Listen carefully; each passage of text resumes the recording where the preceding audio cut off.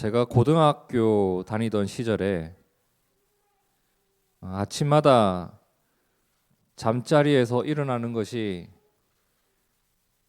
참 힘들었던 기억이 납니다.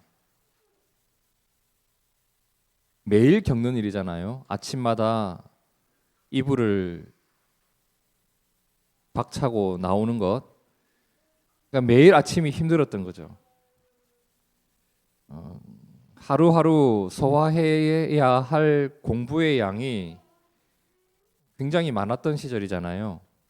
그렇죠. 내가 하루 동안 해야 할 일이 많아지게 되면 그 일을 위해서 다른 시간들이 양보를 해야 한다고. 밥 먹는 시간도 그렇고 자는 시간도 그렇고. 그러니까 고등학교 시절에는 잠자리에서 일어나는 것이 굉장히 어려운 일이었단 말이에요. 제가 일어나야 할 때가 되면 저희 어머니께서 이렇게 방문을 열고 현진아 하고 이렇게 불렀어요. 크게 부르지도 않았습니다. 나지막하게 현진아 하고 불렀는데 매일 아침 그 소리를 들으면 바로 눈이 번쩍 떠졌습니다. 제게는 어떤 알람 소리보다도 강력한 소리였어요. 어머니가 제 이름을 부르시는 그 소리 들리는 순간 일단 눈은 뜹니다. 그런데 너무 피곤하면 입에서 이런 말이 나오죠. 엄마 5분만 더, 5분만 더, 5분만 더. 5분이 지나면 또 뭐라고 해요? 엄마 1분만 더, 1분만 더. 어쩔 때는 막 짜증을 부리면서 일어나기도 해요. 좀 이러면서, 그죠?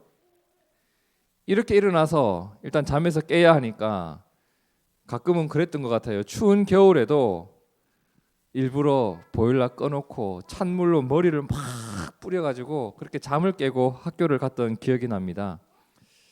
그게 무슨 고생이었는지, 그죠? 그렇게 아침에 일어나서 학교를 가려고 하면 엄마가 늘 하시던 말씀이 있어요. 뭐 좀 먹고 가라. 뭐 좀 먹고 가라. 사실 제가 아침에 뭘 먹은 적이 거의 없어요. 1년 365일 중에 뭐 한 5일이나 먹었을까 모르겠어요. 그런데 안 먹는 줄 알면서도 제가 먹든 안 먹든 일단 먹을 것을 밥상 위에 올려는 두었어요. 그리고 학교를 가는 저에게 가방 2개를 줍니다. 도시락 2개. 하나는 점심 도시락, 하나는 저녁 도시락. 그렇죠? 그때는 학교에서 급식이 나오지 않았습니다. 도시락을 들고 학교를 다녔고 1개가 아니라 2개를 들고 다녔습니다. 여름에는 그나마 가벼워서 2개를 들고 갈 만했어요. 근데 겨울에 보온 도시락 2개는 상당히 무거웠습니다. 제가 다녔던 고등학교는 아침부터 늦은 오후까지 수업을 하고 저녁을 먹고 10시까지 자율학습을 하다가 하교하는 것이 의무였습니다. 그리고 공부를 더 하고 싶은 사람들은 12시까지 학교에 남아 있을 수 있었어요.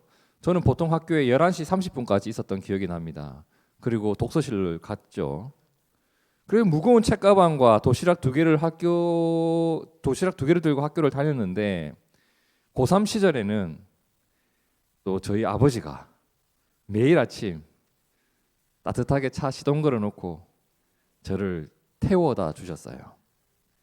아버지 차에 딱 타면 아빠가 했던 말이 있어요. 차에서라도 좀 자라. 그러셨던 기억이 납니다. 공부가 참 힘들었어요. 뭐가 힘드냐면 공부 자체가 힘든 게 아니라 해도 끝이 안 보이는 게 힘들었습니다. 도대체 언제까지 해야 이게 끝이 날까? 그리고 끝이 났다 싶어도 다시 보면 허점이 보이는 거예요. 수학 다 뗐다 이러잖아요. 뗐다. 수학 다 뗐다. 이번 시험 범위까지 다 뗐다 했는데 국어를 공부하다가 수학을 다시 보면 또 허점이 보이는 거죠. 그래서 학창 시절에는 공부가 완성이 되었다라는 느낌을 받아본 적이 없어요. 물론 지금도 그래요. 다만 어느 시점이 되면 시험이라는 절차를 통해서 너는 어디까지 도달했니? 라는 것을 평가를 받는 기분만 계속 느끼면서 공부의 완성을 느껴본 적은 없고 다만 평가만 받으면서 지금까지 살아왔던 것 같아요. 근데 그러다 보니까 어때요? 시험을 눈앞에 두고 때로는 불안하기도 하고, 때로는 결과에 좌절하기도 하고, 때로는 마음이 너무 괴롭기도 하고, 그 시절엔 그랬어요. 아, 공부가 힘들고 어렵다. 그런데요, 제가 그렇게 힘들었기 때문에, 내가 너무 힘들다 보니까 그 시절에 미처 생각하지 못했던 것이 이제 보이더라고요. 여러분, 아침에 일어나기 힘들었거든요. 그러면 저보다 먼저 일어나서 도시락을 싸는 엄마는 어땠을까요? 그때 저희 어머니가 공장에 나가서 아주 힘든 일을 하시면서 사셨거든요. 저 학교 보내놓고 공장에 나가셨어요. 하루 종일 직장에서 일하고 저보다 훨씬 더 피곤하셨을 텐데, 제가 지금 직장 생활을 해보니까 알겠어요. 저희 아빠가 공부했던 저보다 훨씬 힘들었어요. 근데 학교를 데려다 주는 아빠는 어땠을까요? 학교에서 공부하고 학원까지 가야 하죠. 아, 힘들어. 어때 학원까지 다녀? 했는데 학교를 보내고 자습서를 사주고 문제집을 사주고 학원비까지 내야 하는 부모님은 어땠을까요? 독서실에서 새벽 1시에 집에 들어오는 것이 힘들다고 한 적이 있습니다. 그런데 그때까지 새우잠 자면서 아들을 기다리고 있고, 그 늦은 밤에 도시락 설거지를 하는 엄마는 어땠을까요? 저보다 더 제가 잘 되기를 바라면서 저를 위해 애써주시는 분들이 옆에 계셨다는 말입니다. 그래서 그 시기를 지나올 수 있었던 거예요. 그런데요, 그 시절에 저는 공부가 힘들다는 이야기를 수도 없이 꺼냈었거든요. 엄마 요즘 너무 힘들어요. 그런데 야, 엄마도 힘들다, 야, 아빠도 힘들다라는 이야기를 제가 들어본 적이 없어요. 오히려 잘 해내줘서 고맙다라는 이야기를 하셨어요. 왜? 뭐가 도대체 그렇게 고마우셨을까? 왜 고마우셨을까요? 그 일을 바랬기 때문이에요. 아들이 잘 되는 것. 아들이 잘 되기를 바라고 있으니까 내가 힘들어도 그 일을 해내고 있는 게 고마운 거예요. 그만큼 저를 정말 아끼고 사랑하셨단 말이에요. 그 도움의 손길이 그 힘든 시기를 지나올 수 있는 힘이 되었다. 여러분, 우리가 잊지 말아야 할 것이 있죠. 누구나 힘든 시기를 만나기도 하고 어려운 시기를 지나가기도 합니다. 근데 그것을 지나왔을 때 그것이 전부 오롯이 내가 잘나고 내가 강해서 나 홀로 이겨낸 것일까? 때로는 우리가 이런 것을 느낄 때도 있어요. 내 곁에 아무도 없어요. 정말 나 홀로 버티는 정말 외로운 시간처럼 느껴질 때가 있어요. 그런 시간 지나본 적이 있으시죠? 그때는 나 혼자 이겨낸 것 같아요. 그런데 그때도 붕어빵 10개 샀더니 한 개 끼워주시는 사장님의 따뜻함을 느끼며 내가 힘을 얻은 적도 있고, 누군가 써놓은 글 한 줄, 지나가면서 보았던 글 한 줄, 지하철 타면서 문득 보았던 시 한 편, 그런 것이 내게 힘이 될 때도 있고, 생각하지도 못했던 사람들이 뜬금없이 연락이 와서 잠시 웃기도 하고,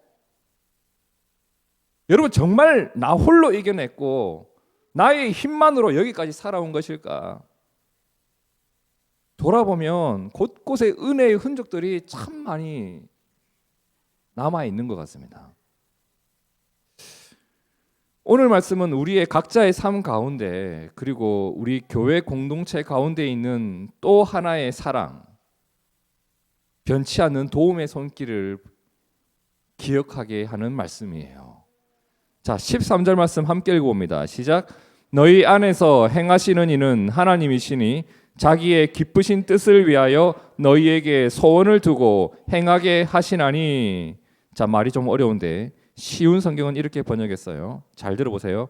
하나님께서는 여러분 안에서 하나님이 기뻐하시는 일을 할 수 있도록 돕고 계십니다. 또한 하나님은 할 수 있는 힘과 능력을 여러분에게 공급해 주실 것입니다. 공동 번역은 이렇게 번역했어요. 함께 읽어봅시다. 시작.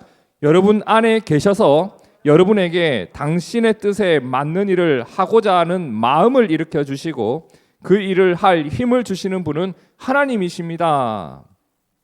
성도 여러분, 우리가 알든 모르든 인정하든 인정하지 않든 하나님께서 우리에게 이루어 가시는 일이 있다고 합니다. 우리에게 거룩한 소원이 생기게 하는 것. 내가 원래 품고 살았던 마음이 아니에요. 거룩한 마음이 생겨나고 거룩한 소원이 나에게 생겨나는 것, 그냥 그저 일어난 일이 아니다. 그분의 뜻에 맞는 일을 하고자 하는 마음이 생겨난 것, 내 의지로 품었던 마음이 아니었다. 심지어 그 일을 해낼 수 있는 힘을 가지고 살아가는 것, 하나님께서 우리 안에서 이러한 일을 행하고 계신다고 오늘 성경은 말합니다. 이 말씀 앞에서 제가 진지하게 우리 교회를 한번 돌아봤습니다.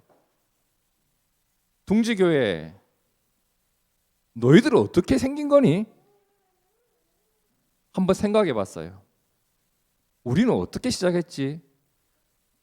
별일 아니었어요. 그냥 성신여대 식당에서 모여가지고 맨날 밥만 먹다가 만들어진 교회예요. 몇 명이 모여서 진실된 신앙생활을 그냥 이야기 나눴습니다. 우리가 이렇게 신앙생활을 해도 되는 걸까? 주님을 믿고 따르는 것이 뭘까? 이런 이야기 그냥 나누고 있었어요. 그냥 교회 세울 생각 없었어요. 그냥 그렇게 하면서 이야기를 나누다 보니까 교회가 세워졌어요. 우리가 뭘 계획했었나?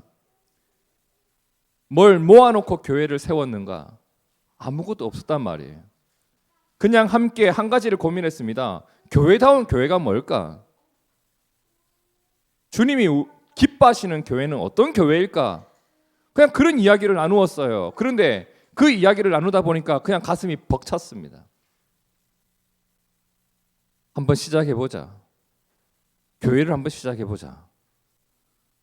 그러면서 장희동으로 이사를 와서 교회가 세워진 겁니다. 그리고 오늘까지 우리가 함께하고 있어요. 이 일들을 엄청난 투자를 받고 시작했던가. 어떤 교회는 그러더라고요. 새가족 중에 엄청난 부자가 와가지고 헌금을 팍 줘가지고 교회당을 퍽 세워가지고 교회가 와 부흥됐다. 우리에게 그런 일이 없었단 말이에요. 저 사실 하나님 앞에 서운하기도 했었습니다. 주님, 왜 나한테는 그런 일이 없어요? 필요 없으니까. 필요가 없으니까. 처음부터 우리는 투자나 돈을 의지하면서 세운 교회가 아니에요. 교회당 짓겠다고 세워진 교회가 아니란 말입니다. 그러면 우리가 늘 마음이 변하는데, 늘 변하는 좋았다 나빴다 기분이 기뻤다가 슬펐다가 하는 이 마음으로, 우리의 마음으로 이 교회를 지켜왔던가? 그것도 아니었단 말이에요. 그냥 우리는 그냥 이렇게 교회를 세워가고픈 마음이 있었습니다. 아니, 정확하게 말하면 그 마음이 생겨난 거예요. 어려운 상황 중에도 이 일을 해낼 수 있는 힘이 있었습니다. 아니, 정확하게 말하면 이유를 알 수 없는 힘이 우리에게 주어졌습니다. 그냥 그렇게 달려온 교회예요. 때로는 아무도 모르고 지나가기도 하고, 때로는 우리가 잊고 살아갈 때도 있지만, 우리가 지금의 모습으로 교회를 세워가고 있는 것, 그리고 내가 지금의 모습으로 오늘을 살아가고 있는 것, 하나님께서 주신 어떤 마음이 있었기 때문이고, 그리고 그 일을 실제로 도우시는 하나님의 손길이 있었기 때문이라는 것을 우리가 고백할 수밖에 없어요. 이것을 우리가 은혜라고 말합니다. 우리 교회만 그럴까? 포기하고 싶을 때 포기하지 않을 수 있었던 힘, 하나님께 의지하면서 끝까지 그 일을 해낼 수 있었던 힘. 여기 임용시험 친 사람 있잖아요. 결혼한 사람 있잖아요. 교회를 포기하지 않는 우리의 마음 있잖아요. 그게 전부 우리에게서 나온 걸까요? 우리 개인의 삶이나 교회를 돌아볼 때 하나님이 주신 소원이 있었고 그 소원을 지켜낼 수 있는 힘이 있었단 말이에요. 제 개인의 삶을 돌아봐도 이런 게 너무 많단 말입니다. 오래전에 이스라엘 백성들이 이집트에서 막노동에 시달렸던 때가 있었습니다. 출애굽기 2장 23절에 나오죠. 이스라엘 자손은 고된 노동으로 말미암아 탄식하며 부르짖었다고 합니다. 그 고된 노동으로 말미암아 부르짖는 소리가 하나님께 상달되었고 하나님은 그들의 고통 소리를 들으셨다고 합니다. 여러분 이거 기억하세요. 내가 고통 가운데 빠져 있을 때 하나님은 내 소리를 들으십니다. 근데 하나님이 그 소리를 듣고 무엇을 하시는가? 하나님이 아브라함과 이삭과 야곱에게 세운 그의 언약, 하나님이 주셨던 약속을 하나님이 기억합니다. 이게 하나님의 뜻이에요. 하나님께서 그들 가운데 이루실 일을 하나님이 기억합니다. 그리고 하나님이 지금 그 일을 시작하려고 합니다. 그래서 하나님은 그들을 애굽에서 건져내고 어디까지? 가나안까지 인도하는 일을 하기 위해서 한 사람을 세웠죠. 그 사람 이름이 모세였습니다. 자, 하나님이 모세를 찾아가서 내가 이러이러한 나의 뜻을 가지고 있으니 너가 그 일을 좀 이루어 줘야겠다라고 했을 때 예! 아멘! 제가 하겠습니다! 라고 했을까? 자, 모세가 뭐라고 하나님이 모세를 찾아가서 이런 말을 했죠. 출애굽기 3장 9절 이제 가라 이스라엘 자손의 부르짖음이 내게 달하고 애굽 사람이 그들을 괴롭히는 학대도 내가 보았으니 이제 내가 누구를 너를 바로에게 보내어 너에게 내 백성 이스라엘 자손을 애굽에서 인도하여 내게 하리라 하셨을 때 모세는 이렇게 대답합니다. 모세가 하나님께 아뢰되 내가 누구기에 제가 뭐라고 내가 뭐라고 바로에게 가겠습니까? 사실 그렇잖아요. 애굽 왕 파라오에게 가서 뭐라고 하겠습니까? 지가 맞는 말이에요. 사실은 하나님 제가 뭔데 대통령을 찾아가서 이거 해달라고 하겠습니까? 지금 이 말이 사실은 청와대를 찾아가서 교회당 지어달라고 얘기해봐라 이 정도 충격적인 말이에요. 내가 누구에게 바로에게 가면 이스라엘 자손을 애굽에서 인도하여 내겠습니까? 내가 뭐라고? 하나님은 계속 설득을 해요. 모세야 계속 설득을 합니다. 근데 그 모세는 계속 어떻게 해요? 계속 거절하는 거예요. 모세가 뭐라고 거절했는지만 한번 살펴봅시다. 출애굽기 3장 13절에 모세가 하나님께 아뢰되 내가 이스라엘 자손에게 가서 이르기를 너희의 조상의 하나님이 나를 너희에게 보내셨다 하면 그들이 내게 물을 겁니다. 뭐라고? 그의 이름이 무엇이냐? 그 사람들이 하나님 이름 물어보면 내가 뭐라고 대답해야 됩니까? 하면서 거절을 해요. 또 출애굽기 4장 1절에 뭐라고 거절하죠? 모세가 대답하여 이르되 그러나 그들이 나를 믿지 않을 겁니다. 하나님이 나를 보냈다고 해도 하나님 이름을 알려줘도 그들은 내 말을 아예 믿지 않을 겁니다. 웃기는 소리 하지 마라. 뭐라고 할까요? 또 한 번 거절합니다. 4장 10절 모세가 여호와께 아뢰되 오 주여 나는 본래 말을 잘하지 못하는 자니이다. 저처럼 주께서 주의 종에게 명령하신 후에도 역시 그러하니 나는 입이 뻣뻣하고 혀가 둔한 자입니다. 내가 말을 잘 못하는데 어떻게 그 일을 하겠습니까? 하고 거절해요. 하나님이 또 아론을 보내주겠다고 약속하니까 또 뭐라고 해요? 모세가 이르되 오 주여 보낼 만한 자를 보내소서. 제가 아닌가벼 찾아보소.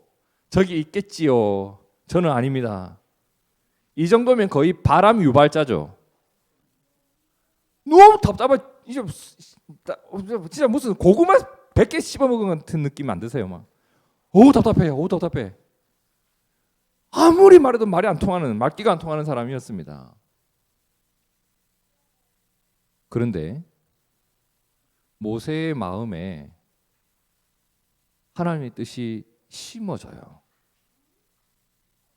하나님의 뜻을 따르고자 하는 마음이 없었는데 그 마음이 생겨나요.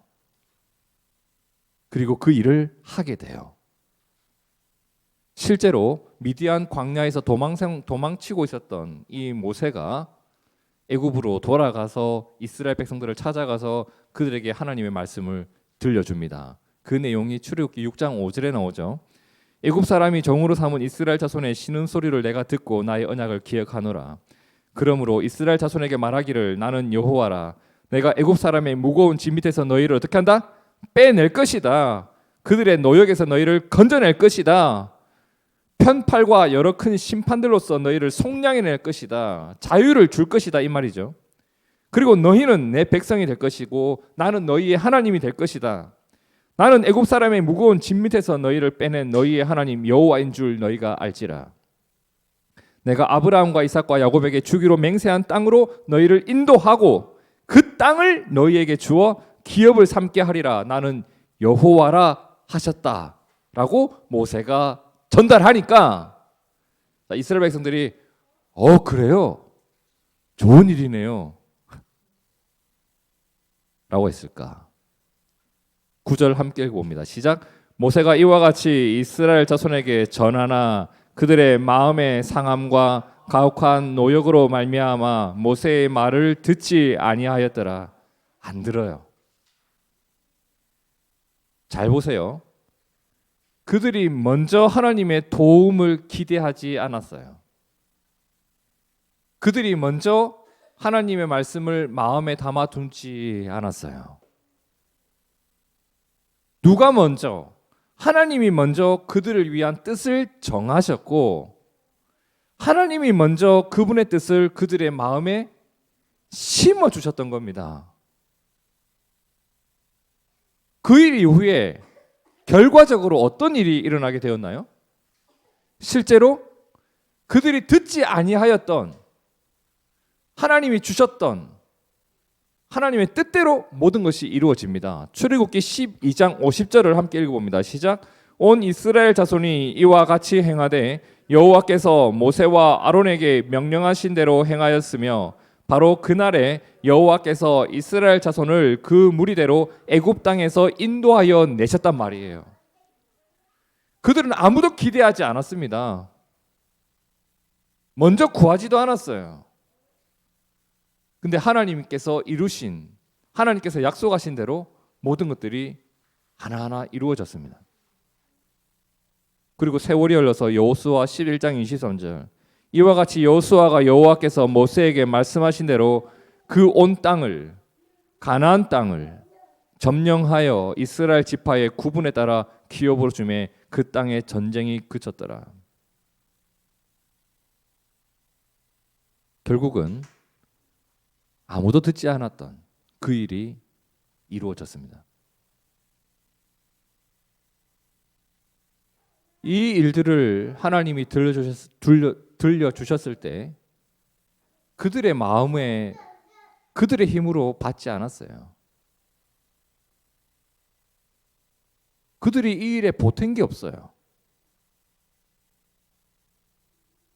모세는 죽기 전에 하나님께서 그들에게 베푸셨던 일들을 돌아보며 이런 말을 남깁니다. 신명기 7장 7절에 여호와께서 너희를 기뻐하시고 너희를 택하심은 너희가 다른 민족보다 수요가 많기 때문이 아니니라. 너희는 오히려 모든 민족 중에 가장 적으니라. 여호와께서 다만 너희를 사랑하심으로 말미암아 또는 너희의 조상들에게 하신 맹세를 지키려 하심으로 말미암아 자기의 권능의 손으로 너희를 인도하여 내시되 너희를 그 종되었던 집에서 애굽 왕 바로의 손에서 속량하셨나니 그런즉 너는 알라 오직 내 하나님 여호와는 하나님이시요 신실하신 하나님이시라.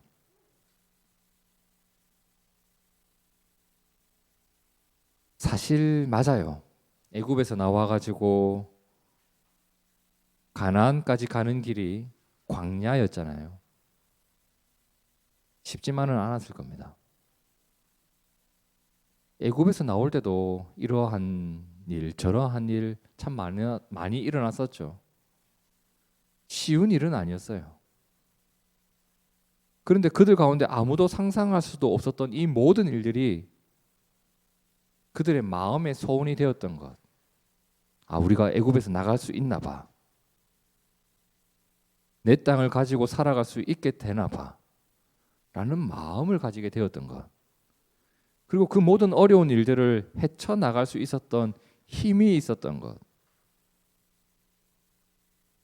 이 일, 그들보다 더 간절한 마음으로 그들을 지켜보시고 신실한 손길로 그들을 도우셨던 하나님의 손길 때문에 이러한 일들이 있을 수 있었다는 겁니다. 그러면 이제 오늘 말씀 빌립보서 2장 13절을 쉬운 성경으로 우리가 다시 한번 읽어봅시다. 시작. 하나님께서는 여러분 안에서 하나님이 기뻐하시는 일을 할 수 있도록 돕고 계십니다. 또한 하나님은 할 수 있는 힘과 능력을 여러분에게 공급해 주실 것입니다. 오늘 우리에게도 이러한 일들이 일어나고 있는 겁니다. 계속해서 이어지는 말씀을 쉬운 성경으로 제가 다시 한번 읽어드리면, 무슨 일을 하든지 불평하거나 다투지 마십시오. 그렇게 하면 어느 누구도 여러분을 잘못했다고 비난할 수 없을 것이며 여러분 역시 깨끗한 마음을 가질 수 있을 것입니다. 하지만 이 세상에는 비뚤어지고 악한 성향을 가진 사람들이 많이 살고 있습니다. 여러분은 어두운 세상에서 밝은 빛을 발하는 흠 없는 하나님의 자녀들이 되십시오. 생명의 말씀을 굳게 붙드십시오. 그리하면 그리스도께서 다시 오시는 날에 내 수고가 헛되지 않고 열심히 달려온 내 삶이 승리로 가득하여 기뻐하고 또 기뻐할 것입니다.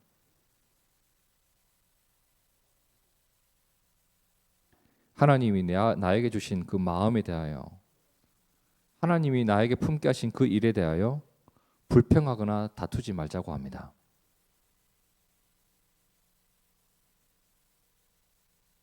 그것이 세상에서 밝은 빛을 발하는 그리스도인이 되는 길이라고 합니다. 여러분, 학창 시절에 아무리 아침에 일어나기 싫어도 깨워주시는 부모님께 불평할 수 없죠. 나를 깨워주시는 것은 내 삶을 돕는 손길이기 때문에 그렇습니다. 그 일에 어떻게 불평을 하겠습니까? 그 시절에 더 잘해야겠다는 마음이 생겨나고 내가 힘을 내어서 공부를 할 수 있었던 것은 자녀 잘되기를 바라는 부모님의 마음과 사랑의 수고가 있었기 때문입니다. 애굽에서 나오는 것 절대 쉬운 일 아닙니다. 그리고 광야 또한 쉬운 길이 아니에요. 하지만 그 일을 하나님께서 이스라엘 백성들의 마음에 품게 하셨고 그 힘든 광야길을 하나님이 동행해 주셨습니다. 힘든 길이지만 틀린 길은 아니었단 말이에요. 어려운 길이지만 소망이 있는 길이었고 하나님이 주신 마음과 하나님의 도움 가운데에서 걸어가는 길이었습니다. 오늘 우리에게 하나님께서 주시는 마음이 있습니다. 그리고 하나님이 주시는 힘이 있어요. 그 마음과 힘이 있기 때문에 우리가 하나님이 기뻐하시는 일을 꿈꿀 수 있게 된 것이고 그 일을 행할 수 있게 되는 겁니다. 하나님께서 우리를 통해 이루시는 일들 앞에서 불평과 다툼이 없고 생명의 말씀을 근거 삼아 우리가 세워져 가는 것, 오늘 이것이 어두운 세상 한복판에서 밝은 빛을 발하며 살아가는 흠 없는 하나님의 자녀로 살아가는 것이라고 성경은 알려주고 있습니다. 힘들어서 불평이 나오면 안 돼요. 말씀에 어긋났기 때문에 불평이 나와야 돼요. 어려워서 무너지면 안 돼요. 하나님을 떠나면 무너지는 겁니다. 때로는 우리가 힘들고 어려운 때가 있어도 우리에게 소원을 품게 하셨고 그 일을 지키게 하시고 그 일을 이루어 가시는 하나님의 손길을 잊지 않기를 진심으로 축복합니다. 여러분의 개인의 삶 속에도 마찬가지예요. 하나님이 나 한 사람에게 품게 하시는 소원이 있잖아요. 하나님, 제 평생 하나님을 위해서 이거 한 번은 하고 죽고 싶습니다.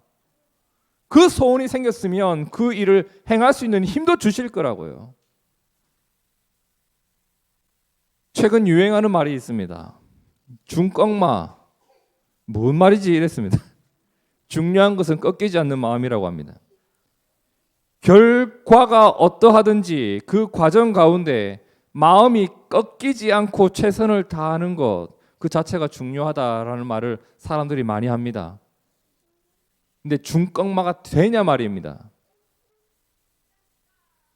우리가 이런 마음으로 살아갈 수 있고, 그리고 그 마음 지키면서 교회를 세워갈 수 있는 것은 우리의 수고가 있기 이전에 하나님이 그 마음을 심어 주셨기 때문이고, 그리고 하나님이 그 일을 이루어갈 수 있는 힘을 주시기 때문에 가능하다고 저는 믿어요. 너무나 감사한 것은 나 스스로 품을 수 없었던 그 마음이 내 마음에 들어왔을 때 그 마음으로 살아가 봤더니 내 삶이 거룩을 향해 가더라라는 부분입니다. 하나님께서 주셨던 그 힘이 내 인생을 복되게 살아갈 수 있는 힘이 되어서 내가 쓰러지지 않고 하나님이 주시는 복을 향해 지속적으로 걸어갈 수 있는 힘이 되었다. 여러분, 그 마음이 있고 그 힘이 있기 때문에 내 인생 가운데 이루어진 일들이 있습니다. 일단 오늘 우리가 이 자리에 앉아 있는 것부터 시작해서 오늘 내가 믿음으로 이루어낸 결과를 누리며 살아가는 것까지 하나님이 행하신 일, 하나님이 이루어 가신 일, 다른 걸로 뭐라고 설명할 수 있겠습니까? 오늘도 하나님께서 우리 마음에 그분의 뜻을 심어 주실 것을 저는 믿어요. 믿음 때문에 생기는 소원이 있습니다. 그분의 뜻 안에서 선한 일들을 이루어가면서 살아갈 수 있는 힘 또한 하나님이 주실 것을 저는 믿어요.